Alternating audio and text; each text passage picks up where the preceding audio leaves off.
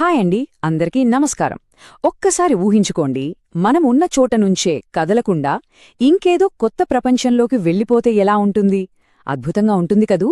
ఆ అద్భుతాన్నే నిజం చేసే టెక్నాలజీ వర్చువల్ రియాలిటీ. సో ఈరోజు దాని గురించే మనం తెలుసుకోబోతున్నాం. సో అసలు పాయింట్తోనే మొదలు పెడదాం. నిజం కాని ఒక ప్రపంచం మనకు నిజంగా అనిపించడం అసలు సాధ్యమేనా?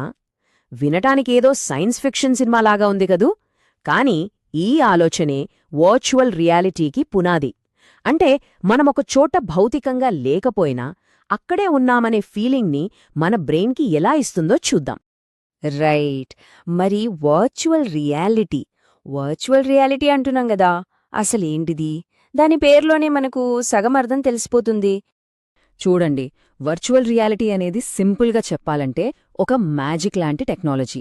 ఇది మనల్ని మనం నిజంగా వెళ్ళలేని ప్రదేశాలకు, అంటే మార్స్ మీదకో, సముద్రం లోపలకో, లేదంటే ఏదో ఒక ఫ్యాంటసీ ప్రపంచంలోకో తీసుకెళ్ళిపోతుంది. అక్కడ నిజంగా ఉన్నామనే ఒక స్ట్రాంగ్ ఫీలింగ్ను మన మైండ్లో క్రియేట్ చేస్తుంది. ఇది జస్ట్ ఏదో స్క్రీన్ మీద చూడటం కాదు, ఆ ప్రపంచంలో మనం ఒక భాగమైపోతామన్నమాట. ఆ పేరునే ఇంకొంచెం డీప్గా చూద్దాం. Virtual reality. ఈ రెండు పదాల్లోనే అసలు విషయం ఉంది. వర్చువల్ అంటే ఏంటి? భౌతికంగా అక్కడ లేనిది, అంటే కంటికి కనిపించనిది. మరి రియాలిటీ? అది మనం ఫీల్ అయ్యే అనుభవం.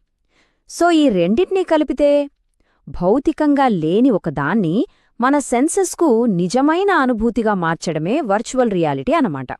సింపుల్ కదా? ఓకే, ఇప్పుడుదాకా బేసిక్స్ చూసాం. కానీ వర్చువల్ రియాలిటీ అంటే కేవలం గేమ్స్ ఆడుకోవడానికో, సినిమాలు చూడటానికో మాత్రమే కాదు. అది దాని ఒక చిన్న పార్ట్ అంతే. అస్సలు ఇది ఎడ్యుకేషన్, మెడిసిన్ లాంటి చాలా ముఖ్యమైన ఫీల్డ్స్లో ఎలాంటి అద్భుతాలు చేస్తోందో ఇప్పుడు చూద్దాం. ఫర్ ఎగ్జాంపుల్, ఎడ్యుకేషన్ తీసుకుందాం. స్టూడెంట్స్కి కొన్ని సబ్జెక్ట్స్ చాలా కష్టంగా అనిపిస్తాయి, బోర్ కొడతాయి. అలాంటి టాపిక్స్ని 3Dలో వాళ్ల కళ్ల ముందే నిలబెడితే, అంటే పుస్తకంలో డయాగ్రామ్ చూసి చదివే బదులు ఒక యాటమ్ స్ట్రక్చర్ని మన కళ్ల ముందే తిరుగుతూ దగ్గరగా చూడగలిగితే, లేదా హిస్టరీ క్లాస్లో కోటల గురించి చదివే బదులు ఆ కోటలోనే మనం నడుస్తూ ఉండే, అప్పుడు ఆ సబ్జెక్ట్ ఎంత బాగా గుర్తుండిపోతుందో కదా. ఇక మెడికల్ ఫీల్డ్లో అయితే ఇది నిజంగా ఒక వరం లాంటిది.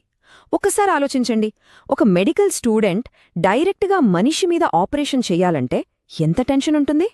కాని ఇప్పుడు వాళ్ళు ముందుగా ఒక సూపర్ రియలిస్టిక్ వర్చువల్ ఆపరేషన్ థియేటర్లోకి వెళ్తారు.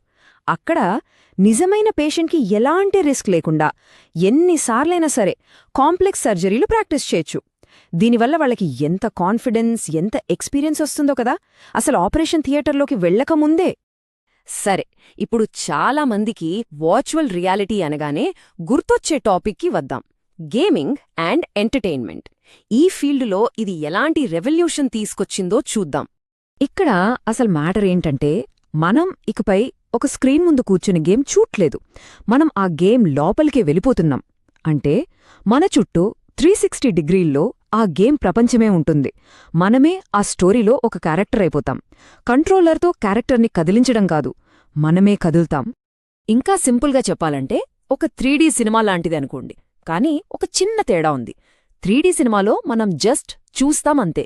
ఇక్కడ అలా కాదు, మనం ఆ సినిమా లోపలికి వెళ్ళిపోయి ఒక క్యారెక్టర్ అయిపోతాం. స్టోరీని మనమే ముందుకు తీసుకెళ్తాం. ఆ ఫీలింగ్ నిజంగా మాటల్లో చెప్పలేం, ఎక్స్పీరియన్స్ చేయాల్సిందే. చూసారుగా, ఈ టెక్నాలజీ ఇప్పటికే ఎంత పవర్ఫుల్గా ఉందో. మరి దీని ఫ్యూచర్ ఎలా ఉండబోతోంది? నిజం చెప్పాలంటే అది మన ఊహలకు కూడా అందనంత పెద్దదిగా ఉండబోతోంది. ఒక విషయం ఆలోచిస్తే మనకు అర్థమైపోతుంది. ప్రపంచంలో ఉన్న పెద్ద పెద్ద టెక్ కంపెనీలు దీని ఫ్యూచర్ మీద వందల కాదు, వేలు కాదు, ఏకంగా బిలియన్ల కొద్దీ డాలర్లను ఇన్వెస్ట్ చేస్తున్నాయి. అంటే వాళ్ళు ఫ్యూచర్లో దీన్ని ఎంత సీరియస్గా తీసుకుంటున్నారో మనకు అర్థమవుతుంది కదా. ఎవరెవరున్నారు ఈ రేస్లో?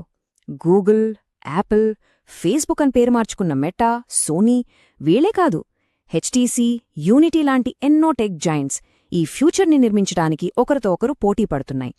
ఇది జస్ట్ ఒక టెక్నాలజీ రేస్ కాదు, ఒక కొత్త ప్రపంచాన్ని ఎవరు ముందు క్రియేట్ చేస్తారు అనే పెద్ద రేస్ అనమాట. ఈ ఫ్యూచర్ ఎలా ఉంటుందో మనకొక ఐడియా రావాలంటే రెడీ ప్లేయర్ 1 సినిమా గానీ లేదా అప్లోడ్ అనే సిరీస్ గానీ చూస్తే చాలు.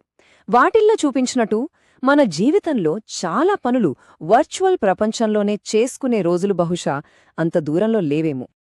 ఈ టెక్నాలజీ అంతలా డెవలప్ అవుతున్నప్పుడు మన ముందు ఒక పెద్ద ప్రశ్నే వచ్చి నిలబడుతుంది. అదేంటంటే, మన భవిష్యత్తు ఈ ఫిజికల్ వరల్డ్లో ఉంటుందా లేక వర్చువల్ వరల్డ్లోనా? ఇది మనందరం